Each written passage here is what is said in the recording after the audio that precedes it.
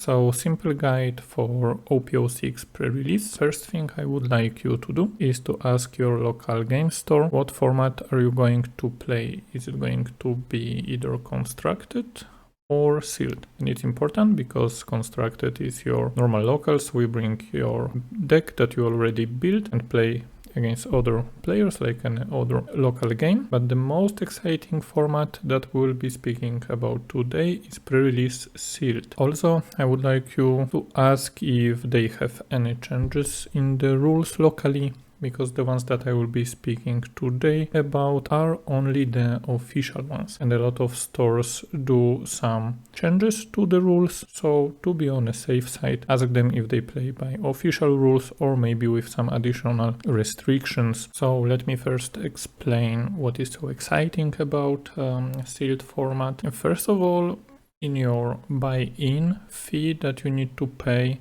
in Europe is most likely 30 euros, you will get 6 booster packs from the pre-release expansion that will be OP-06.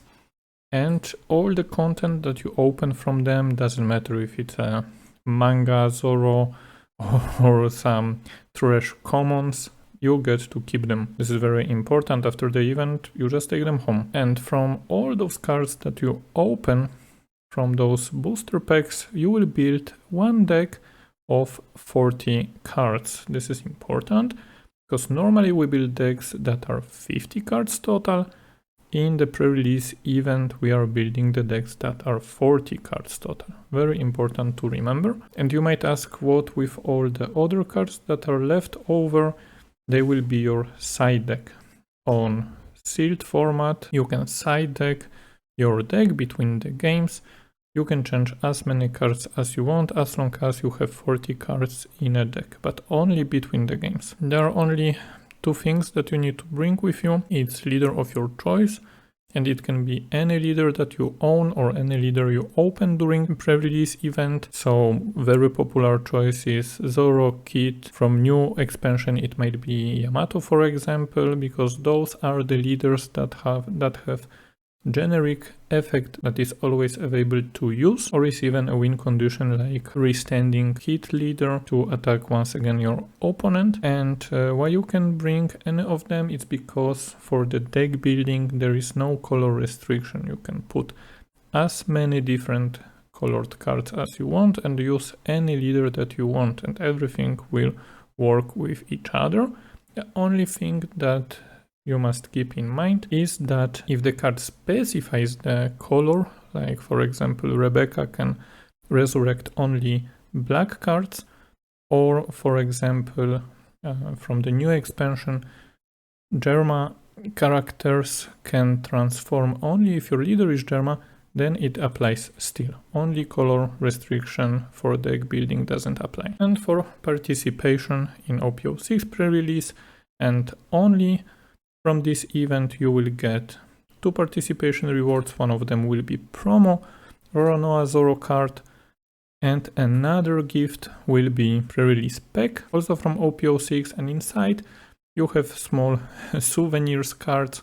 One of them is common, another one is uncommon, so 2 total, and they will have a stamp from the pre-release event. And as you can see, in total you have 75 types possible to pull, so commons and uncommons all together. Very cool thing to pull for collectors. And obviously if you are good enough, if you defeat your opponents, you will get a pre-release winner stamped card that is borderless version of Roronoa Zoro with the winner stamp, obviously. And how to build the deck, you might ask. So we open 6 boosters, and boosters are structured in a way that most of the cards you will pull will be commons. Then you will have some uncommons, a little bit of rares, and if you are really lucky, some super rares or even secret, or maybe even SP, but we will talk about them at the end of the video. At the start, let's talk a little bit about bread and butter of any deck in sealed format. So we need to choose which common cards to use, and here you can see from 2k counters we have only 2 cards to choose from in common slot.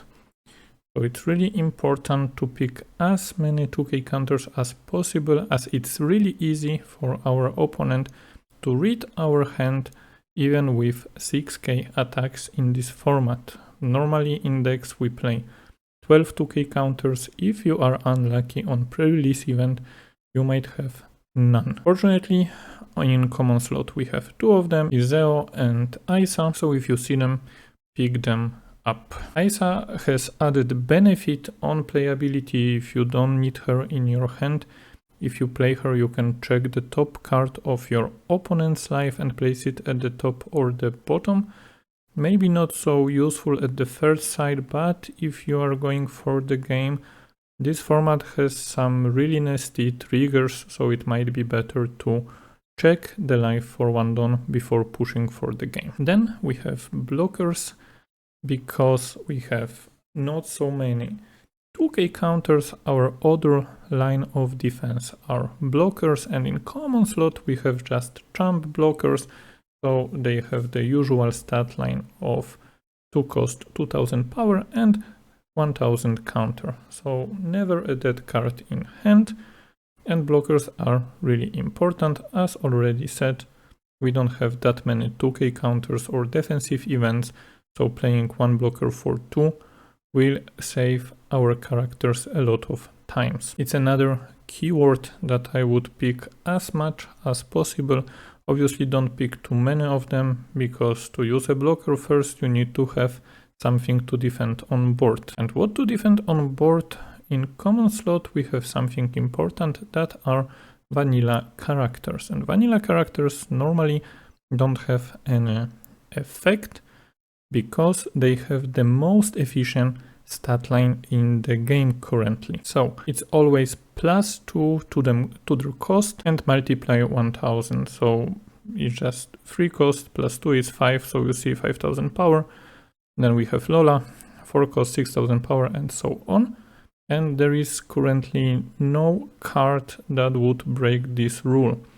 So this is the maximum power that you can have on your character. And because they have no effect, each of vanilla card has +1000 power counter. So again, never a dead card in hand. All of them are always commons. And as you can see, in this expansion we have really nice stat lines, because we have characters to choose for 3 and 5 Dawn. So we have the magic numbers. 5000 attack forces your opponent to discard a card without any Dawn commitment, and for example Sengoku attacking for 7000 power requires 2 cards from your opponent if they are lucky enough to have any 2k counters. So if possible, pick as many as possible vanilla characters. Doesn't matter if they are 3, 4, 5 or 6 cost, all of them will be useful. And if you are not going to play them, just use them for the counter. Pick vanilla characters. To make a sandwich you need a bread. They are your bread. However, what we can also pull in our packs, in common slot we have characters that have effect, but also vanilla stat line. So Kawamatsu, Monkey D. Garb, we can see 3 cost 5000 power and 5 cost 7000 power. So the stat line is the same, the only difference is that they don't have counter power because they have an effect. So if possible, also pick as many as possible of them to build your deck with good consistency. As many 3 cost characters the better, so you always have something to play on your second turn. And then for any mid-game threat, 5 cost characters or higher. And between Kawamatsu and Garb we also have useful effects. For example, Kawamatsu, if you trash 2 cards from your hand, you can add up to 1 of your characters with 0 power to the top or bottom to the owner's life cards face up. So might be not the craziest thing to do in sealed format, but if you remember, from the 2k counters we had Isa, so what we can do, we can play her for 1, check if we can go for the game, and if we know that we don't have that much counter in hand and we are risking losing the game next turn, we can trash the cards without a counter when attacking with Kawamatsu and just put Isa back into our life. Another important thing that is very popular in yellow decks in OP-06 is the trigger that if your opponent has 3 or less life cards, you can play this card. We don't even need to discard anything like in the past with Perospero, for example. In this expansion, yellow cards only requirement is that your opponent has 3 life and then you can play them for free. So be mindful of that every time you attack your opponent in sealed format, as it can be really backbreaking and they can push you in their turn if you trigger some of their characters from life. Then we have Monkey D. Garp, and again very interesting effect, not only good stat line, but also when you attach Tudon to him and attacks, we are pushing for 9k power. If you have 4 or less cards in your hand, your opponent cannot activate a blocker. So Monkey D. Garp, really good finisher in the format. If he sticks on a board, you can set up really nasty finish next turn. Next card that I recommend picking is Removal. So until now we had defensive power, that was 2k counter and blocker. Then we have our Bread, that will be vanilla characters to have some good beat sticks. And now we have Removal. And in this category, in common slot, I only see Shark Arrows, KO up to 2 of your opponent's rested characters with a cost of 3 or less. So we already know how we are building the deck. We want a lot of 3-cost characters to have a good start, so your opponent most likely will do the same. And what does it mean is that those 3-cost characters sooner or later start attacking and they will be rested. And then, just for the 2-cost event, we can KO both of them. And even better if we get lucky and we get trigger from life after your opponent attacked with 1 of them or even 2 of them, we can just play this card from trigger and make some really nasty things to your opponent. Next, in common rarity, I listed some niche characters. Maybe niche is not the best word, it's more like filler characters, the better ones that you can pick, because obviously you will open a lot of trash in common slot, but if you don't have any of the previous types to pick from, then feel free to fill the holes with those cards. And here we have Inazuma, a little worse stat line, but 1000 counter, and very important, if this character has 7000 power or more, this character gains banish. And as we already know, we don't have many counters in this format, so if we are able to set up Inazuma and then the next turn swing at least for 7k power and this attack connects opponent's leader, then if they take the damage, the life card goes straight to the trash because of the banish keyword. You can see in the parentheses, when this card deals damage, the target card is trashed without activating its trigger. Really powerful, especially in a format with so many yellow characters with triggers. The next card is a stage, and on play rest all of your opponent's characters. It's really expensive, it's 6 cost, but there might be some games where it will be useful. Maybe your opponent wants to hide behind the blockers and you cannot really push for the game, then you can just play the arc and rest everything. Even better if you are able to trigger this card. Imagine not only you are preventing your opponent from pushing you with all the characters in something if something went wrong, but also you set up a board to push opponent in the next turn, either clear the characters or maybe push the life for the game because everything is rested. The next important rester, so to say, is Count Butler. Not an impressive stat line, but what is important is the on-play effect. So we play him for 2 Dawn, then we -1 Dawn and rest up to 2 of your opponent's characters with a cost 2 or less. And what is cost 2 or less? Jump blockers. So if our opponent tries to hide behind jump blockers, then we can play Count Butler and just push for the game this way, or maybe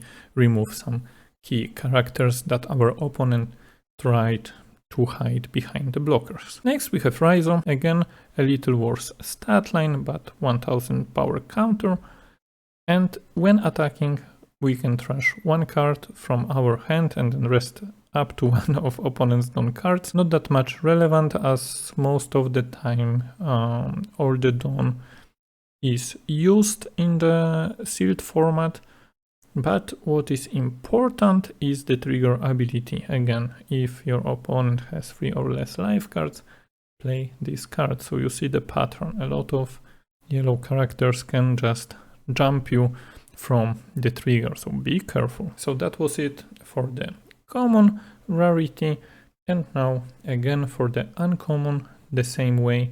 We want to pick all the possible 2k counters. From the interesting ones is John, for example. If she's on board on our turn, if our opponent activates an event for whatever reason, he must place one card from their hand at the bottom of their deck. So a little bit of hand hate.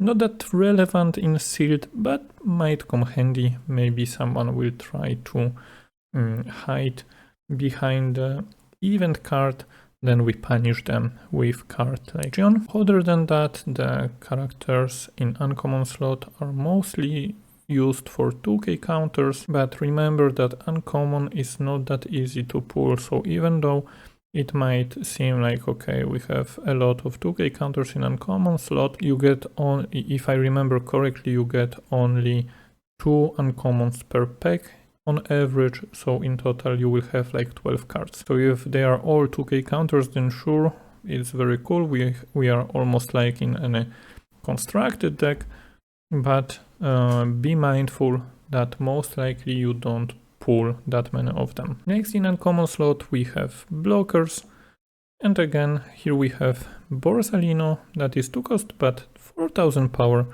blocker, but he is only a blocker if you have 5 or less cards in your hand, so something to be mindful. And then we have Shiki, same blocker, but if we have 8 or more Dawn on our field, we draw 1 card and trash 1 card from our hand.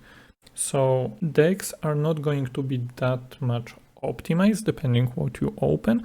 So card like Shiki that filters your hand might be really useful, especially in the late game when we are searching for some specific card to finish the game, or maybe for one of our strongest characters, bombs. Maybe you open Gecko Moria and you want to find him, then you play Shiki and cycle 1 card. Then we have vanilla stat line again, this time in uncommon slot. Again, it's only a stat line, so we have the strongest possible power for the Dawn cost, and some of them have really interesting abilities. First of them, as you can see, we can rest up to one of our opponent's character with a cost 4 or less, and this character gains 1000 power during this turn.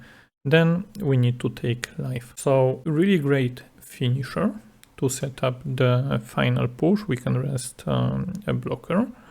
Very good removal, especially if your opponent doesn't attack your life for whatever reason. You also draw a card from life, so we are generating card advantage in this scenario, and he buffs himself, so does a lot of things, and this is really important in sealed format. Then we have Kuzan that on play draws us 2 cards, and we need to place 2 cards from our hand at the bottom of the deck in any order. So again, drawing cards really good, filtering cards in our hand also good. And on top of that, we have a vanilla stat line. And for Viper, the effect is not really useful in sealed, so let's just skip him and treat him as vanilla. Next, we have removal cards. Very important in sealed format, especially in uncommon slot. If you are able to open any of those cards, I would auto-include them. So we have a 3-cost red event that allows us to KO one of our opponent's characters with 5000 power or less. Very, very Dawn efficient. We just pay 3 to remove 5000 power. Next one, we have the green 1-cost event that has a nasty trigger. Again, it allows us to KO one of our opponent's rested characters with a cost 3 or less. And if we don't trigger it, then we still have some counter power in hand. One of our leader or characters gains plus 2000 power during this battle.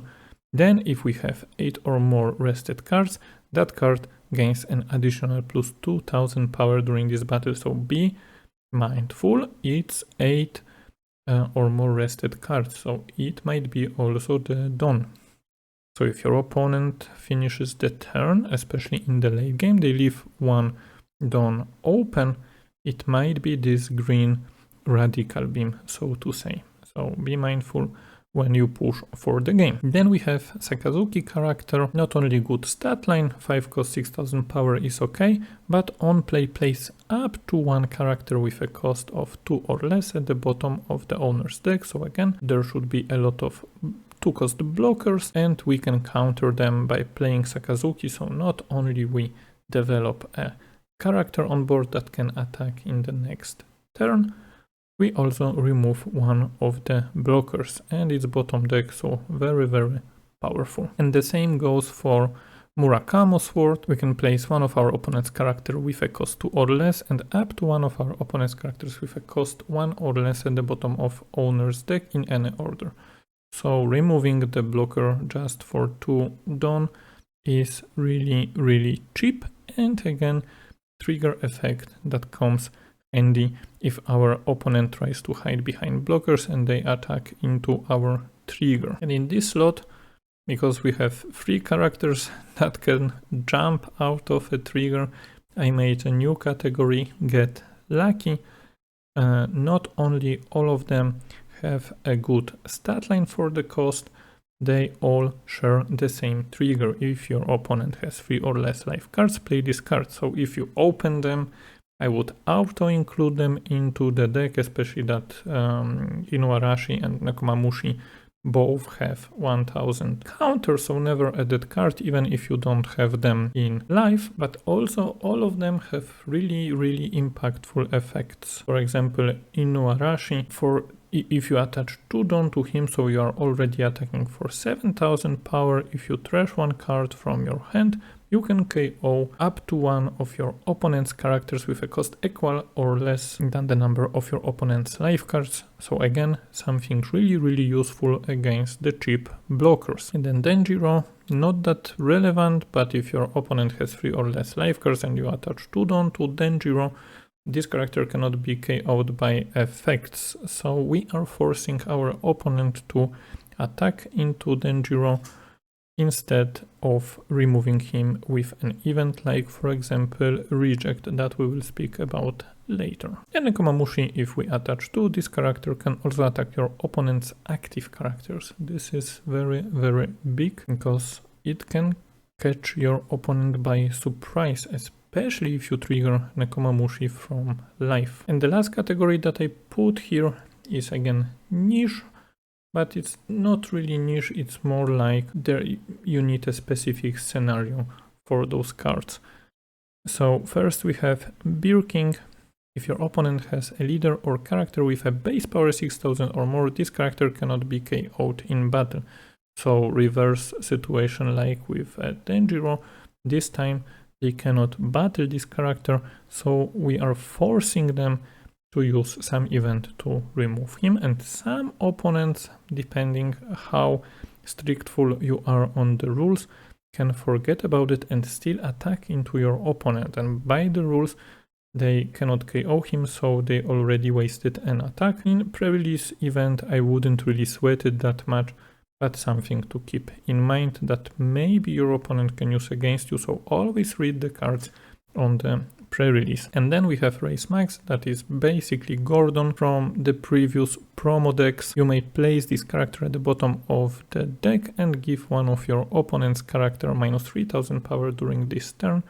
very important if you want to remove some big threat from your opponent's board. You can combo it with power-based removal, or just if opponent's character is rested, reduce 3000 power and then push into it with your characters. Then we are going up in rarity. Now we have rarity rare.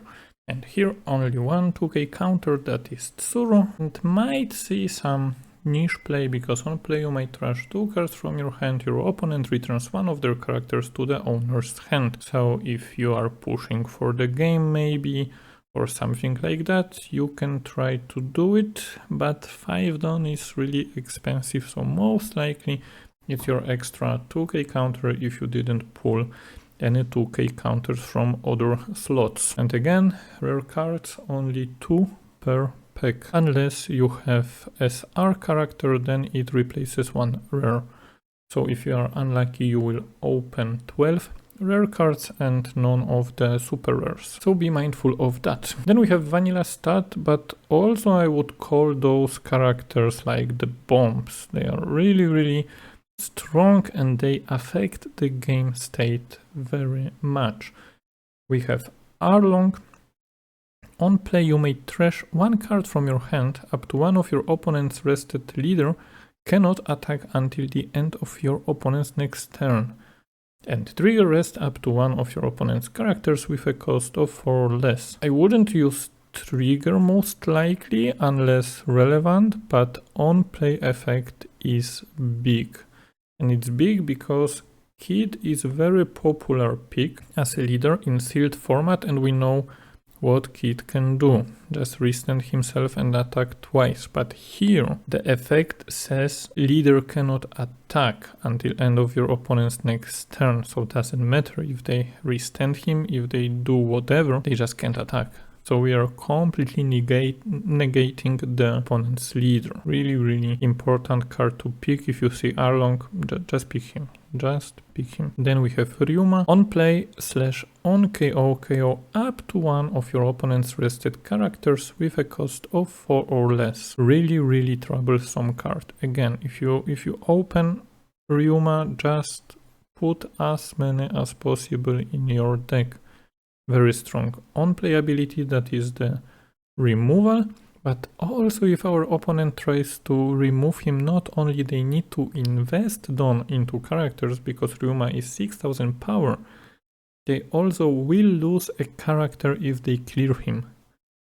Very impactful character. Those 2 characters alone can carry your game to victory. And also in rare slot we have a lot of very spicy removal cards. First we have King Kong Gatling. It's removal from the trigger, KO up to one of your opponent's characters with 5000 power or less, but it's also beautiful event to push for the game with the leader like Kid, for example. So up to one of your leader or character cards gains plus 3000 power during this turn. Then if your opponent has a character with 7000 power or more, up to one of your leader or characters gains plus 1000 power during this turn. This is important. It's during this turn. If you buff your leader Kid with this effect and you restand him afterwards, for both attacks he will be pushing for 3000 more power, and if your opponent has 7000 power or more character on board, it will be additional 1000, so in total 9000 power swing for 2 Dawn. Then we have a green Zoro event for 4 cost, and we can choose one of the options. Rest up to one of your opponent's characters with a cost of 6 or less, or KO up to one of your opponent's rested characters with a cost of 6 or less. Beautiful event. Choice is always good to have, and we can do some very nasty things to our opponents. We can decide if we want to rest the character, then sure, maybe character is already rested, we can just remove it for 4 cost. Cost efficient and again disgusting trigger. A lot of strong triggers in this expansion. Then we have a really expensive event because the cost is 7, but we can place up to 2 characters with a cost of 6 or less at the bottom of the owner's deck in any order.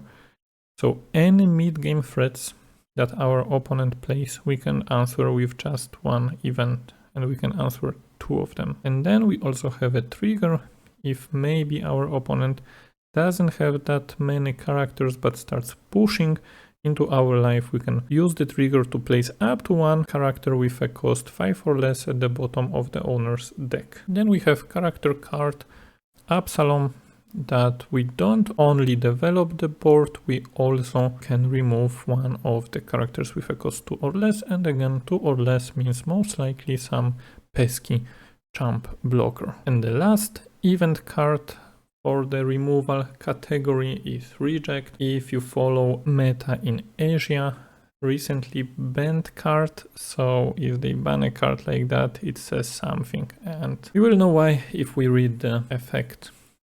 So we pay just for dawn, and again we can choose KO up to 1 of your opponent's characters with a cost 5 or less. Already pretty strong and cost efficient. Or if your opponent has 1 life card, deal 1 damage to your opponent, then add 1 card from the top of your life cards to your hand. And what is important, adding your life card to your hand is not a cost. It's just part of the effect. So even if you are on 0 life, you can reject your opponent's life and try to finish the game. And even if you don't want to use it, you can always find reject in your life with trigger, and then you just draw 1 card. I mean, in sealed format, I can't think of the situation where you don't want to keep your reject in hand. But if there is a situation that you prefer to draw a card, sure, if you pick reject from life, activate the trigger and draw 1 card. But other than that, both effects are amazing, choice is amazing. If you open reject, just put it in your deck. Just put as many rejects as you can. Next, as before, we have Get Lucky category. One of the most disgusting cards printed in this set, in my opinion, Kikunojo. 4 cost, 6000 power character, so already vanilla stat line. And what is important, again, if your opponent has 3 or less life cards, play this card. Very disgusting. And then on KO, if your opponent has 3 or less life cards, add up to 1 card from the top of your deck to the top of your life cards. Again, 6000 power, it means it's really hard to remove through battle, because to remove Kikunojo, basically they are making your leader 6000 power, and not only that, if they KO Kiku, then unfortunately for them, if they are at 3 life, that is very likely in this format, you are getting life for free. So really hard puzzle to crack, how to remove Kikunojo and don't give your opponent much value. And then we have another disgusting thing that can win you games out of nowhere, 0 cost event. So never that in hand counter. You may trash 1 card from your hand, so as usual, and then you will get, so as usual for 0 cost counter events, and up to 1 of your leader or character gains plus 3000 power during this battle. Pretty standard, you can filter the bricks from your hand, so you can be a little bit more greedy picking non-counter cards. But what is disgusting about this card is the trigger. If you have 0 life cards, you may add up to 1 card from the top of your deck to the top of your life cards, then trash 1 card from your hand. So again, trashing card is not a cost. So even if you have no cards in hand, your opponent is pushing you for the game. If you get lucky, you are lucky. Next, I have new category here for the rare slot, and that is Hunt Disruption. Very important card, Charlotte Pudding. Maybe not the impressive stat line. What is more important is on-play ability, because card advantage is so important in One Piece TCG and even more in sealed format. Some of your opponents might choose to take early life aggressively for this card advantage. And disgusting thing to do is to play Pudding on the following turn, because then your opponent returns all cards in their hand to their deck, shuffles the deck, and draws 5 cards. So imagine your opponent takes early life, then draw a card, maybe they have 7 or even 8 cards in hand to start protecting the characters on board. They've got a little bit greedy and you surprise them with pudding, like backbreaking. And another card that is maybe not the hand disruption in a way that pudding is Onami. So again, we have counter power, so all good. If we don't need to use Onami, we can always use her for 1k counter. But what is important here is on play effect. Up to one of your leader or characters gains banish during this turn. Again, beautiful combo with Kid Leader, because it's not this battle, it's this turn. So if you restand him, then both attacks will have banish. And banish, as you already know, just trashes the card from life without activating its trigger. Really crucial in this sealed format with so many triggers. And even if you don't draw Nami, maybe she's in your life, then the trigger is basically Thunderbolt, so KO up to one of your opponent's characters with a cost 5 or less. If you open either of them, I would pick them for sure. And then we go one step higher again. It's super rare. Most likely any super rare you will open, you want to put in your deck, but still I have some categories maybe to make the process easier. We have Perona and Hiyori for 2k counters, but because they are super rare, they are not only the 2k counters. Perona also works as a hand disruption. If your opponent has 5 or more cards in their hand, that they most likely will do on 4 dawn turn, your opponent trashes 1 card from their hand. Very strong effect, strong body on board that can attack without dawn commitment next turn. If you open Perona, just put her in. Secondary effect is not that relevant, it's just -3 cost. And then Hiyori, again, it's 2k counter, but if you don't want to use her for countering, you can always play her and draw 1 card from your life and put 1 card from your hand to the top of your life. So what Hiyori allows you to do, if you have a lot of trigger cards in hand, you can simply for 2 dawn swap them with the card in your life and guarantee a trigger some nasty setup for opponent's attacks. Then we have super rare blockers, and they are super rare. We have Shuraya.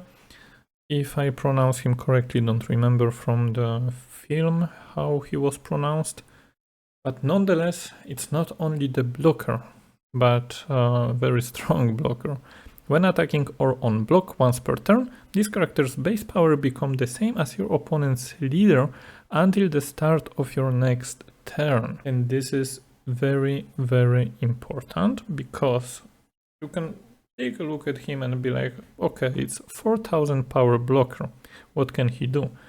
But the point is, let's say your opponent plays something really aggressive like Yamato and try to double attack into your life. Let's say they attach to Dawn, push 7k. If you block with this red blocker, his power will become 7000 power, because attacking Yamato is 7000 power as well. So you block attack that normally you would have to sacrifice at least 2 cards or just 1k counter if you want your blocker to leave and you really want to keep Shuraya on board. And what's even more important, now you create a situation that if your opponent wants to remove him by attacking into him, they really can't do much about it, because he's already on 7k until your next turn. Amazing card, even more amazing in sealed format. Then we have another tough blocker, that is Momonosuke. He's 6000 power, so already for 1 attack basically makes our leader 6000 power, but also on play ability you can add up 1 of your Land of Wano type characters other than Momonosuke to the top or bottom of the owner's life, cards face up. And we already know which Land of Wano characters we really want to add to our life face up. Obviously Kikunojo, Nekomamushi, Denjiro, Inuarashi, so we are not only saving the character this way, we can just jump them again once our opponent attacks. Really beautiful combo if you are able to play Momonosuke when having any of our jumpers on board. You can create some nasty scenarios. And then we finally have our bombs. They are basically super rares that if you open them, you include them in a deck and you are able to play them. If your opponent has no answer on their turn to your bomb by playing their bomb or finishing the game, then game is pretty much sealed. First we have Shanks, then cost 12,000 power character, on play KO up to one of your opponent's characters with 10,000 power or less. So basically the Shanks can KO anything virtually. Then we have Hody Jones, beautiful finisher, 7 cost 8,000 power with rush, and on play we can rest up to total of 2 of your opponent's characters or Dawn cards, and then add 1 card from the top of your life cards to your hand. Very, very strong finisher, especially when your opponent tries to hide behind the blockers. And again, adding 1 card from the top of your life to your hand is just part of the effect. It's not the cost. So you can use Hody Jones fully even if you are on 0 life. Then we have Aramaki, blocker with 8,000 power stat line, so really tough to go through him. And activate main once per turn. You may trash 1 card from your hand and place 1 character with a cost 2 or less at the bottom of the owner's deck. This character gains 3,000 power during this turn. So not only we can remove one of the jump blockers that are normally 2 cost or less, additionally this character will be attacking for 11,000 power if we choose to. And then the boogeyman of the format, not only in constructed going into OP-06 but also in sealed. Gecko Moria, 8 cost 9,000 power character, on play choose up to 1 character card with a cost 4 or less and up to 1 character with a cost 2 or less from your trash, play 1 card and play the other card rested. Disgusting effect, a lot of people want this card banned in OP-06, don't even want to see this card playable, and even more in sealed format. If you pull Gecko Moria and you are able to play him on your 8 Dawn turn, most likely you are winning the game, because this effect is not color locked. So you can pick any 4 cost or less character and any 2 cost or less character from your trash. 2 cost, most likely, jump blockers, 4 cost, whatever you need. And then you play one of them normal way and another one rested. So for 8 Dawn, you are getting 14 Dawn value. And then a secret rarity, most likely you are not going to open them, but if you do, just include them. Roronoa Zoro can attack 3 times in 1 turn. If he sticks on board, the next turn you just win.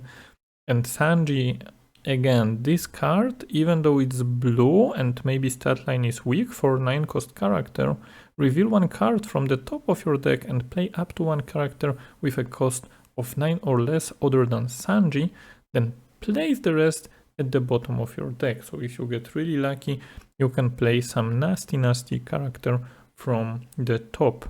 And important, it's not color locked, it's just reveal 1 card. There is no color restriction here. And then something extra, we have Germa 06 characters in this expansion, Vinsmoke family, and they are really cool. You can transform them for a lot of value or even bring them back later with the judge. But the point is, even though they suit up and are really strong, to do so you need to play Reiju Leader, because to transform them you need the Germa 06 leader. There is a possible way that you will open a lot of those characters, especially that the version without the suit are common, and then you can get lucky with SRs and Rs to pick those characters. Then maybe consider playing Reiju, but it's really risky way. You really need to open well.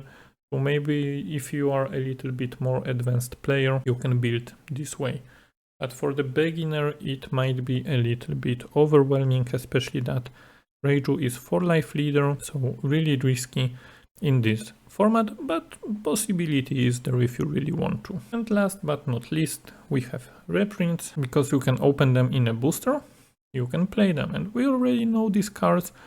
All of these cards are really strong, buggy, beautiful first turn play, with so many powerful events in the format, nothing wrong playing him. Then we have 10 cost Big Mom, another card that some of the players want to be banned.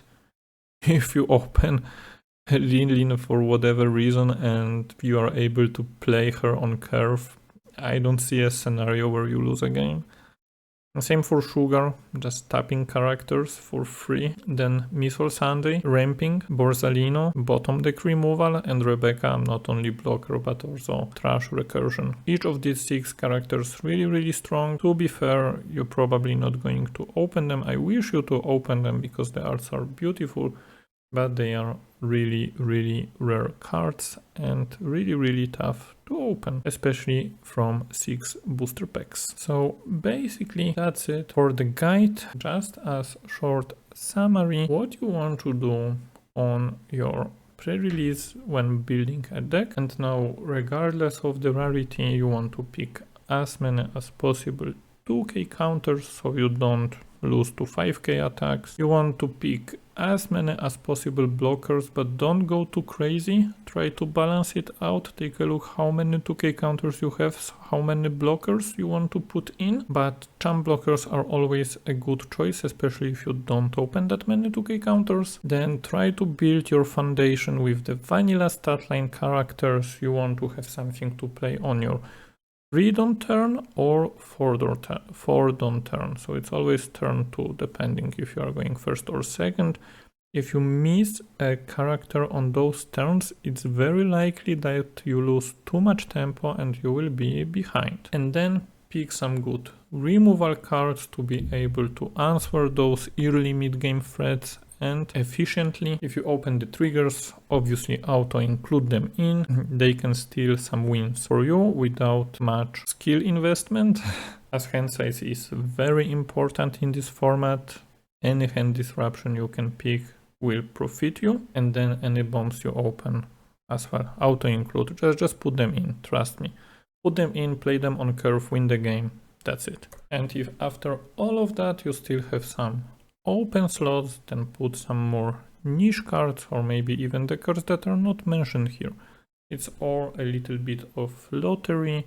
You can have good pre-release or bad pre-release opening, but you can still build something meaningful and try to get some wins. I wish you all the best. I hope you will open some beautiful common and uncommon cards from your participation pack, but most importantly, I hope that you will win your pre-release, get this beautiful card with a pre-release winner stamp, but what is even more important, just have fun.